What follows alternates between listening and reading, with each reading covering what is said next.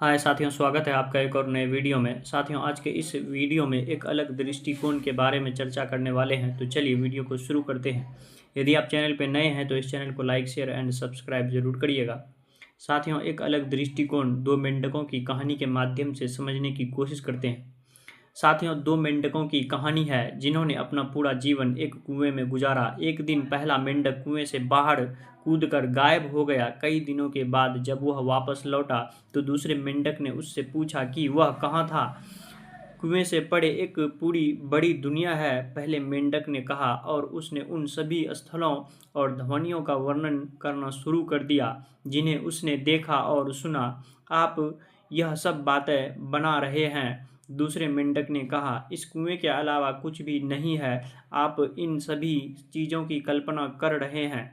यदि आपके द्वारा वर्णित सभी चीज़ें वास्तव में होती तो वे अवश्य ही कुएं में भी होती। मैंने उन्हें नहीं देखा है, वे संभवतः मौजूद नहीं हो सकते।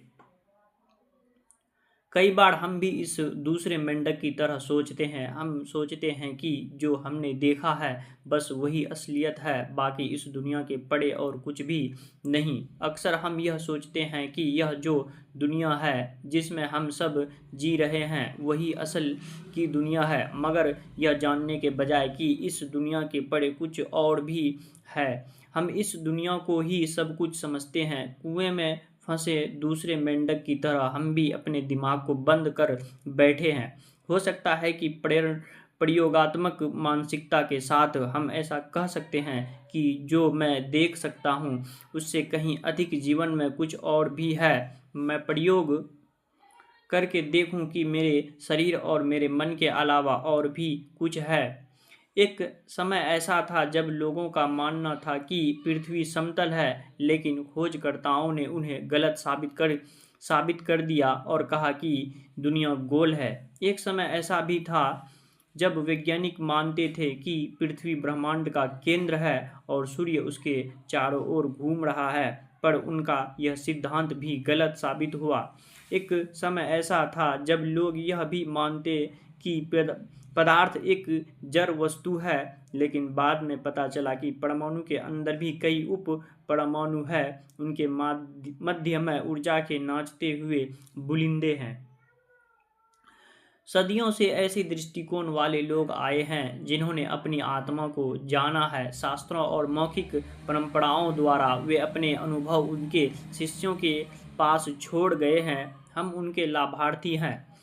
हम स्वयं को जानने के लिए इन तकनीकों का इस्तेमाल कर सकते हैं।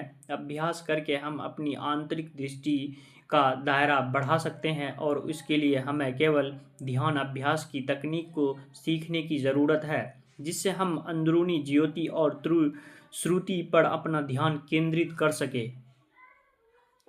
हमारे अंदर यह जानने की एक ज्वलंत इच्छा होनी चाहिए कि वास्तव में हम है कौन। हमारे सच्चे स्वरूप को जानने के लिए हमें एक तरफ होनी चाहिए।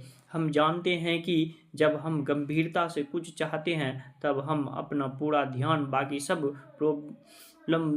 प्रलोभन से हटाकर उस एक चीज पर लगा देते हैं। जब मैं अपने सच्चे स्वरूप को जानने की सच्ची इच्छा जागृत होगी, तब हम अपना पूरा ध्यान और समय उसे पाने में लगा देंगे और अन्य सभी आकर्षक छूट जाएंगे। जब हम अपनी आत्मा को जानेंगे या जानने की कोशिश करते हैं तब हमारी आत्मा स्वयं एक धीमी पुकार करती है जिसे हम सुन सकते हैं। तब आत्मिक शक्ति ही काम करती है और इसे हम नज़रअंदाज नहीं कर सकते। आत्मा की जितनी तीव्र पुकार होगी उतना ही हमारा ध्यान उसकी तरफ खींचा चला जाएगा। इस पुकार के साथ साथ दुनिया के आकर्षक फीके लगने लगेंगे और हमारा ध्यान आंतरिक प्रेम, खुशी और ध्वनि की ओर खींचा चला जाएगा। साथियों, आज के इस वीडियो में इतना ही। ऐसे ही और वीडियोस के लिए इस चैनल को लाइक और सब्सक्राइब ज़रूर करिएगा। हमारे साथ बने रहने के लिए आपका बहुत बहुत धन्यवाद।